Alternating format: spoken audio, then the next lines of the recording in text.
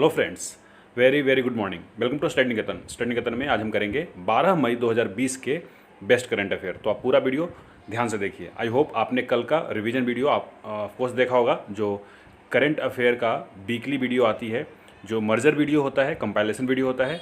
चलिए video start करते हैं। बीते दिनों देश भर में राष्ट्रीय प्रौद्योगिकी दिवस यानी नेशनल टेक्नोलॉजी डे के रूप में कब मनाया गया है? तो ये हर साल 11 मई को मनाया जाता है जी, नेशनल टेक्नोलॉजी डे। 1999 से ये प्रत्येक वर्ष मनाया जा रहा है। 11 मई 1998 को राजस्थान में सफलतापूर्वक परमाणु परीक्षण के बाद भारत के प्रधानमंत्री अटल बिहारी वाजपेयी ने 1999 को राष्ट्रीय प्रौद्योगिकी दिवस यानी नेशनल टेक्नोलॉजी डे मनाने की घोषणा की थी। इस वर्ष का थीम है जी, focus on rebooting the economy through science and technology. देखिए, इस दिवस को आप साइंस डे से कंफ्यूज मत होइएगा, ठीक है। वो 28 फरवरी को मनाया जाता है और इस वर्ष वुमेन इन साइंस उसका विषय था जी। देखिए, पोखरण 2 परमाणु परीक्षण ऑपरेशन का नेतृत्व पूर्व राष्ट्रपति एपीजे अब्दुल कलाम ने किया था।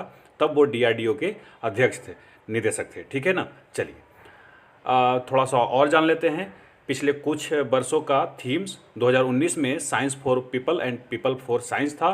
2018 में science and technology for a sustainable future था। 2017 में technology for inclusive and sustainable growth था जी। तो मैंने पिछले 4 सालों का आपको थीम रिवाइज करवाया। चलिए आगे बढ़ेंगे। रिवीजन बहुत ज़रूरी होता है जी। बीते दिनों संयुक्त राष्ट्र और उसकी साझेदार एजेंसियों ने कोरोना के खिलाफ लड़ने के लिए कितने बिलियन डॉलर की वैश्विक अपील शुरू की है?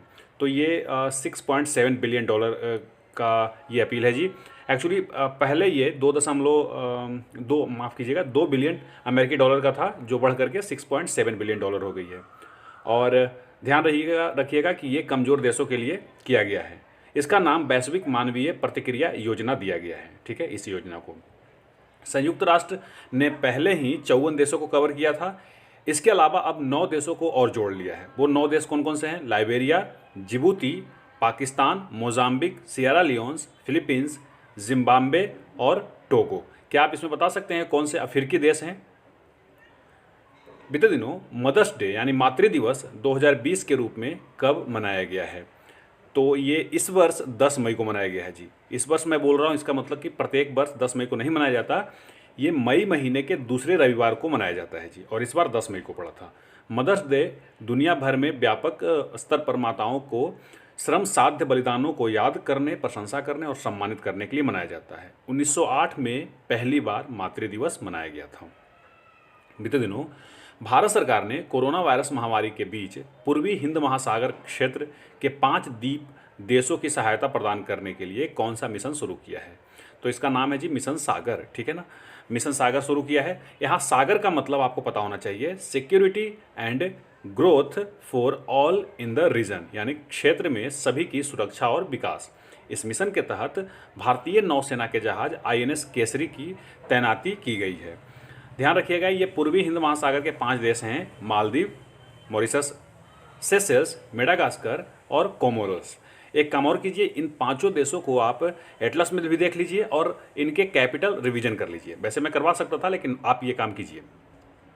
बीते दिनों national institute of virology NIV ने किसके साथ मिलकर कोविड-19 के लिए स्वदेशी रूप से एंटीबॉडी डिटेक्शन किट विकसित की है? तो इन्होंने आईसीएमआर के साथ मिलकर ही किया है। वैसे एनआईवी जो है वो आईसीएमआर का ही एक डिपार्टमेंट है जी। आईसीएमआर के महानिदेशक मैं बता चुका हूँ आपको, बलराम भार्गव हैं। 1911 में इसका स्थापना किया गया था, नई दिल्ली में मुख्यालय है। वहीं एनआईवी की स्थापना 1952 में हुआ था और पुणे में इसका मुख्यालय है जी। यह किट कोविड-19 संक्रमण की निगरानी में महत्वपूर्ण भूमिका निभाएगी। यह किट 2.5 घंटे में 90 नमूनों का परीक्षण करने में सक्षम है।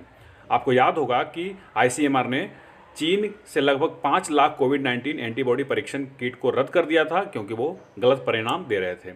एक जानकारी और है, आईसीएमआर ने स्वदेशी वैक्सीन विकसित करने के लिए भारत बायोटेक इंटरनेशनल लिमिटेड बीबीआईएल के साथ करार किया है जी। तो ये भी पता होना चाहिए आपको।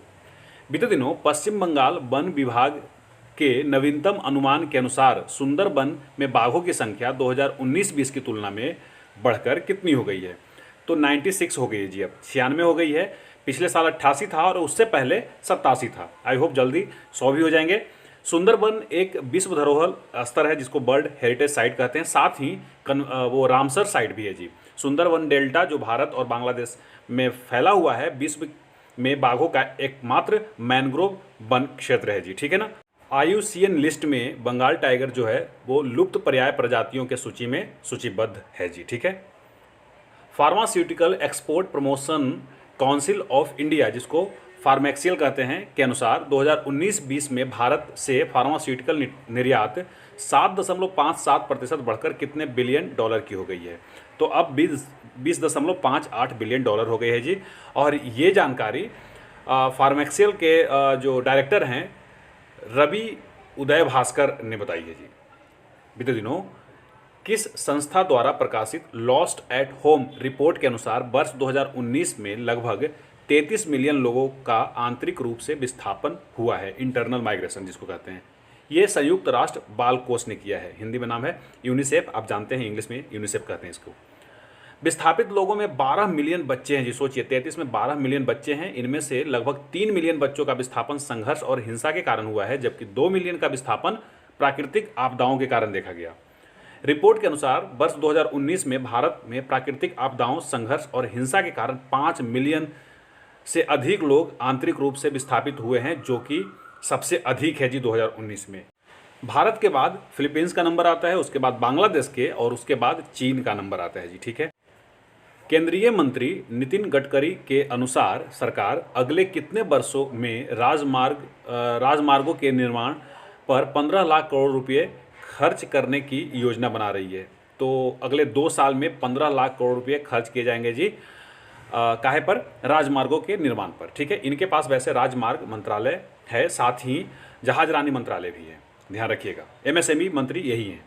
बीते दिनों रक्षा मंत्री राजनाथ सिंह ने सैन्य इंजीनियरिंग सेवा में कितने पदों को समाप्त करने के प्रस्ताव को मंजूरी दे दी है? तो कुल 9,304 पदों को समाप्त किया जाएगा जी, ये बुरी खबर है। 13,157 पद थे, अब इसमें से माइनस कर लीजिए तो शायद 3,853 पद बचेंगे।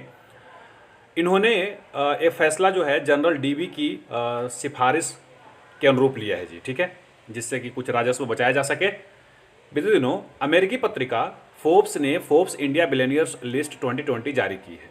इस लिस्ट में पहले स्थान पर कौन है? तो ऑफकोर्स मुकेश अंबानी जी पहले स्थान पर हैं, वहीं दूसरे स्थान पे राधा किशन दमानी हैं। रिलायंस इंडस्ट्री के chairman Mukesh Ambani 36.8 billion dollar की संपत्ति के साथ पहले स्थान पर हैं, और राधा कृष्ण दमानी इनका एक मार्ट है, उस मार्ट का नाम बताएंगे क्या आप? वो 13.8 बिलियन डॉलर के संपत्ति के साथ भारत के सबसे अमीर लिस्ट में दूसरे स्थान पर है जी। चलिए आगे बढ़ेंगे। बीते दिनों अंतर्राष्ट्रीय हॉकी महासंघ FIH ने FIH के अध्यक्ष के रूप में नरेंद्र बत्रा का कार्यकाल कब तक के लिए बढ़ा दिया है? तो ये लॉकडाउन के चक्कर में सब कुछ हो रहा है, इन्होंने इनका मई 2021 तक के लिए बढ़ा दिया है जी। बत्रा और इस कार्यकारी मंडल के सदस्य जो अक्टूबर 2020 में इनका कार्यकाल समाप्त हो रहा था, वे आगे बढ़ा दिए गए हैं। FIH के कार्यकारी बोर्ड ने 47वीं FIH कांग्रेस की स्थगित करने का भी फैसला किया है, जिसे 28 अक्टूबर से 1 नवंबर 2020 के बीच नई दिल्ली में आयोजित किया जाना था। FIH की मुख्यालय लॉजोन स्विट्जरलैंड में है और इसका स्थापना 7 जनवरी 1924 को किया गया था जी, ठीक है। चलिए अब कुछ प्रख्यात इतिहासकार हैं और कुछ लोग हैं जिनकी देहांत हुई है पिछले दिनों, उनके बारे में देख लेते हैं। प्रख्यात इतिहासकार हरिशंकर वासुदेवन का कोलकाता में 68 वर्ष की आयु में निधन हो गया। उन्हें अंतर्राष्ट्रीय स्तर पर रूसी एवं यूरोपीय इतिहास और भारत रूस संबंधों पर किए गए काम के लिए जाना जाता है। अमेरिकी गायक लिटिल रिचर्ड्स का निधन 87 वर्ष की आयु में हो गया। एक और हैं Kodava family hockey KFH tournament के संस्थापक पांडाडा कुटप्पा का निधन हो गया है जी। कुटप्पा ने 1997 में ओलंपिक खेलों के तर्ज पर पहला टूर्नामेंट आयोजित किया था, जो अब भी जारी है। जाने माने निर्देशक और कई एनिमेटेड फिल्मों के कहानी लिखने वाले रॉब गिब्स का निधन हो गया है।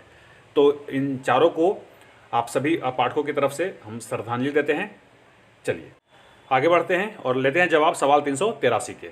बीते दिनों भारत ने किस देश के साथ कोकिंग कोल के लिए समझौता किया है? तो आपने सही आंसर किया है जी, ये देश रूस है जी।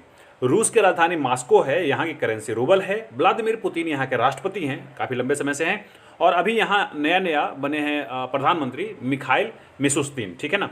रसिया के पास कितने टाइमलाइन है क्या आपको पता है? वैसे फ्रांस के पास सबसे ज़्यादा है जी, 11। सवाल 384, बीते दिनों किस केंद्र शासित प्रदेश ने कोविड-19 से संबंधित जानकारी उपलब्ध कराने के लिए CSD कोविड नामक एक नया मोबाइल ऐप लॉन्च किया है? तो मुझे पता है आपको इस सवाल का आंसर पता है, लेकिन मैं चाहता हूं कि आप सारे केंद्र शासित प्रदेशों के बारे में मुझे बताएं। मैं कल रिवीजन करवाऊंगा। अब 11 मई 2020 के रिवीजन कर लेते हैं। विश्व प्रवासी पक्षी दिवस यानी कि वर्ल्ड माइग्रेटिव बर्ड डे 9 मई को मनाया गया। कोविड-19 के लिए $500 मिलियन ऋण AIIB बैंक देगा, जो कि बीजिंग में इसका हेडक्वार्टर है। 78 देश इसके सदस्य हैं। जीन लिकुन इसके चेयरमैन हैं जी। प्रवासी राहत मित्र नामक एक नया ऐप उत्तर प्रदेश सरकार ने शुरू किया है। 37 हवाई अड्डों के बुनियादी ढांचों के आधुनिकीकरण के लिए टाटा पावर सेड के साथ समझौता रक्षा मंत्रालय ने किया है। ICMR, जिसको आप जानते हैं Indian council of medical research, ने अपनी कोविड-19 टेस्ट किट की डिलीवरी के लिए भारतीय डाक सेवा के साथ समझौता किया है। मूडीज ने भारत के GDP ग्रोथ को घटाकर के 0 कर दिया है। पिछला इनका अनुमान 2.6% था। द्वितीय विश्व युद्ध के दौरान जान गंवाने वालों के लिए 8 और 9 मई को चिन्हित किया गया है संयुक्त राष्ट्र के द्वारा। UNEP यानी यूनाइटेड नेशन एनवायरनमेंट प्रोग्राम, जिसका हेडक्वार्टर कहाँ है जी? नैरोबी, केन्या में, ने गुडविल एम्बेसडर के कार्यकाल को बढ़ा दिया है और वो हैं दिया मिर्जा जी 2022 तक के लिए। 9 मई को महाराणा प्रताप सिंह की जयंती मनाई गई, वो 480वीं जयंती थी। कोविड-19 से संबंधित जानकारी उपलब्ध कराने के लिए CSD कोविड नामक एक नया मोबाइल ऐप चंडीगढ़ ने लॉन्च किया है। वीडियो कॉन्फ्रेंस के माध्यम से बांस कॉन्क्लेव का आयोजन डॉक्टर जितेंद्र सिंह ने किया और डोनाल्ड ट्रंप ने IBRD में अशोक माइकल पिंटो को नियुक्त किया है जी, जो कि एक भारतीय मूल के हैं। ठीक है, अब मुझे दीजिए इजाज़त। नमस्कार।